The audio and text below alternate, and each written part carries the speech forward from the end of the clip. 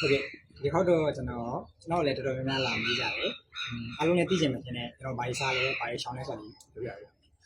်ကျွန်တော်တို့ဒီယောဂဆိုးနေတဲ့အချိန်ကတော့ဗျာဆန်ပြုတ်ပဲဆန်ပြုတ်ကမှစက်သားဆန်ပြုတ်5ဆန်ပြုတ်ဆုံးနေအောင်စားကျွန်တော်ကနည်းနည်းလေးကျွန်တော်ကျမ်းမာတာတော့ပြင်သွားတယ်လို့ချက်ရှိရလို့တယ်အဲ့ဒီများလို့ရှိရင်လည်းကျွန်တော်ဆန်ပြုတ်ဘူးနေတော့ဆော့ပြပါတော့အပြင်စားစားမိမှာဆိုပြီးစားကြမှာဆိုအဲ့ဒါတော့ယောဂဆိုးတဲ့အချိန်ကဆန်ပြုတ်ပဲယောဂနည်းနည်းလေးတက်တာလာတဲ့အချိန်မှာဘာကြီးရှောင်းလဲဘာကြီးစားလဲဆိုပြီးပြောပြရအောင်အရင်ဆုံးကျွန်တော်ဘာကြီးရှောင်းလဲဆိုတော့ပြောပြရအောင်ကျွန်တော်အဓိကရှောင်တာတော့ကျွန်တော်ရှေ့ဗီဒီယိုမှာလေးပြောခဲ့တဲ့ gluten ပေါ့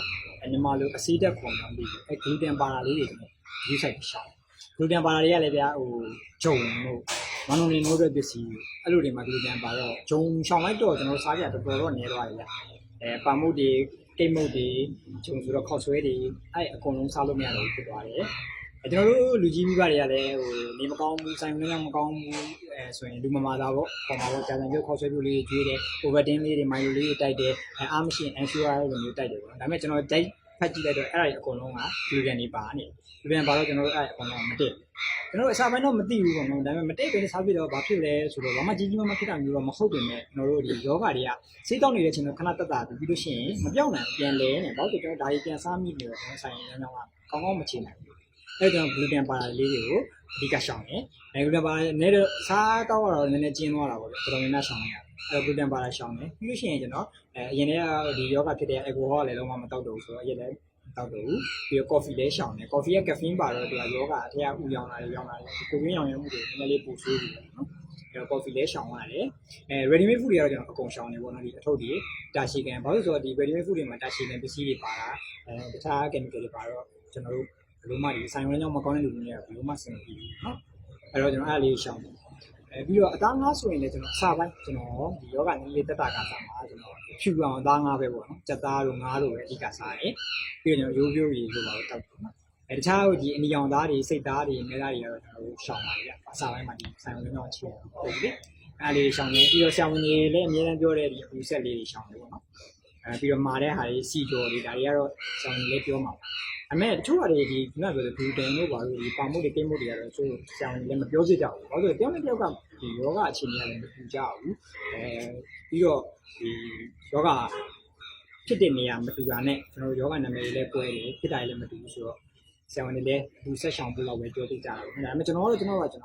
ယောဂနဲ့ပတ်သက်တာမျိုးလိုက်ရှာပြီးတော့ရှောင်တယ်။ဒီချာလေးရှောင်တော့အဲ့ဒါကြောင့်ပဲလားတော့မသိဘူး။ကျွန်တော်ယောဂလည်းပို့ပြီးတော့နည်းနည်းတက်တာကိုခံစားရတယ်။ဒါတော့ကျွန်တော်ရှောင်တာလေးကျွန်တော်စားရလေးပြောပြပေးမယ်ကျွန်တော်နည်းနည်းလေးတက်တာလာပြီဆိုတဲ့အချိန်မှာကျွန်တော်ဗာစားရဲဆိုတော့အရင်ဆုံးဒီသမင်းပြောနဲ့စက်သားပြုတ်ကျုပ်ပြုတ်ငါးပြုတ်ဒါတော့အရင်ဆုံးစားရအောင်ပေါ့ဗျာဖြူရယ်လေးပေါ့စားတိုင်းမှာကျုပ်ပြုတ်ဆိုလို့ရှိရင်လည်းကျွန်တော်တစ်လုံးလုံးထိတော့ကျွန်တော်အကုန်စားတယ်သုံးလေးလုံးစားခြင်းလို့ရှိရင်ကျွန်တော်အနစ်ကိုခွဲလိုက်ပြီးအကာလေးပဲစားတယ်အဲ့လိုမျိုးကျုပ်ပြုတ်လေးနဲ့သမင်းပြုတ်လေးနဲ့စားတယ်နည်းနည်းလေးပိုတက်တာရင်ကျွန်တော်ဒီရွက်ပြုတ်ပေါ့ဒီကစုံရွက်တို့ဘာလို့ချက်ချင်းမစားသေးဘူးပေါ့နော်ကျွန်တော်မလောင်းမီလေးပါလေးနည်းနည်းလေးပြော့နေအောင်ပြုတ်ပြီးစားတယ်ဖြည်းဖြည်းပို့တက်လာရင်တော့ဒီတကယ်ပြုတ်လေးတွေစားတယ်။နောက်ဖြည်းဖြည်းနဲ့ကျွန်တော်မေကကျွန်တော်အဖြူတဲ့ဟင်းလေးတွေချက်ပြီးတယ်။ဒီဟိုနဲ့ပဲပေါ့။တက်တွန်ပြူတို့ဒီစားစွန်းနေနေပဲပေါ့နော်။ချုံမို့တွေပါဘာမှမထည့်ပဲမစလိုက်မထည့်ပဲနဲ့ဖြည်းဖြည်းဟင်းလေးချက်တယ်။အဲ့ဒါနဲ့ဟင်းလေးနဲ့ဟင်းလေးနဲ့စားတယ်။အဲ့လိုနဲ့ပို့တက်လာရင်ကျွန်တော်အင်းချက်တဲ့ဟင်းလေးတွေစားတယ်။ဒါပေမဲ့အိမ်မှာတော့မျိုးမထည့်ရဘူးပေါ့နော်။မျိုးမထည့်ပဲချက်တဲ့ဟင်းလေးတွေစားလာတယ်။ဒါတော့ကျွန်တော်ဖြည်းဖြည်းပို့တက်လာတယ်။ snack အနေနဲ့ပေါ့နော်ဒီအစာပြင်အနေနဲ့ဘာစားလဲဆိုတော့ကျွန်တော်ဆန်နဲ့လုပ်တဲ့မုတ်လေးတွေစားတယ်။ဒီမနက်စာဆိုလို့ရှိရင်မြန်မာမုတ်လေးတွေအဲ့မဲ့အဲ့ဒါကိုဝယ်တဲ့အတယ်ကိုတစ်ချက်ကူးဆက်ရတာပေါ့ဗျာလဲလဲဆက်ဆက်ရောင်းနေတဲ့ကျွန်တော်ကိုကောင်းအပြီးဆိုရင်တော့ကျွန်တော်မပြောပြီးစားတယ်တော်တော်လေးတက်လာတဲ့ဆိုကျွန်တော်ဗန်လီလေးပါတစ်ခါလေးစားတယ်ပြီးတော့ဝမ်းကောင်းနေတယ်ဝမ်းမရှုံးဆိုရင်တော့တစ်ခါဒီမိုဒီစားတယ်နော်အဲ့တော့အပြီးဆိုရင်စားပြီးလို့ရှိရင်မနက်စာတော့များတော့ကျွန်တော်သမင်းကြီးနဲ့အဲကျုပ်ရုပ်တို့ပြီးလို့ရှိရင်ကြာစံဆိုလို့ရှိရင်လည်းကျွန်တော်အိမ်မှာလုပ်တဲ့ကြာစံပြုတ်တို့အဲ့လိုမျိုးလေးစားတယ်ဟိုအထုပ်ဝေးမထုတ်တူစားတယ်နော်အဲ့တော့ကျွန်တော်ခုနပြောသလိုကျွန်တော်အဲ့လေးကိုစားပြီးတော့ထိန်စိတ်ထိန်မိနေတယ်အဲ့ဒီအချိန်မှာကျွန်တော်ဟိုဘက်ကစီးလဲတောက်တယ်ပြီးတော့ကျွန်တော်ပြောခဲ့တယ်လို့ကျွန်တော် fasting တွေလုပ်တယ်လမ်းတွေလျှောက်တယ်အသက်ရှူတဲ့တင်ငန်းတွေလုပ်တယ်အဲ့လိုနဲ့ကျွန်တော်ပိုတက်တာလာတဲ့အချိန်မှာအခုဆိုတော့ကျွန်တော်တော်တော်လေးထိန်းနိုင်တဲ့အချိန်တွေရောက်နေပြီအခုချိန်မှာကျွန်တော်အပြင်တွေပါသွားလဲတစ်ခါတလေအပြင်စားတွေကြုံရင်စားခြင်းစားလိုက်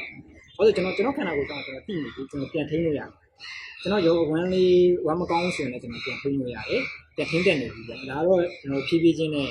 လာလာမှာပေါ့နော်ဒီမျိုးဆိုလည်းကိုယ့်ကိုခန္ဓာကိုယ်ကြောင့်ဒီတီဝနာကို fasting တို့ဒီအစားရှောင်တာမျိုးကိုချက်လေးလုပ်ကြည့်တယ်လုပ်နေရင်ရလာမယ်ဖြည်းဖြည်းချင်းနဲ့ကျွန်တော်တို့တစ်သက်လုံးဒီကိုစားကျင်တာတွေမစားတော့ပဲရှောင်သွားဖို့ကြောက်လည်းတူတူကိုပေါ့ဗျာစားကျင်တာလေးတွေရှိတယ်ပေါ့ကျွန်တော်လည်းစားကျင်တာပဲအဲတခါကျရင်အရင်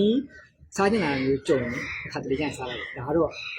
ယောဂလည်းပေါ်လေးတက်တာနေပြီကိုယ်ခန္ဓာကိုယ်ကြောင့်လည်းပိုတည်နေပြီကိုယ်ထိန်းနိုင်နေပြီဆိုတဲ့အချိန်ကျရင်စားလို့ရပါတယ်ဗျဒီသလုံးကငါတို့ဒါကြီးအကုန်လုံးတစ်လုံးရှောင်လိုက်ရတော့မှလား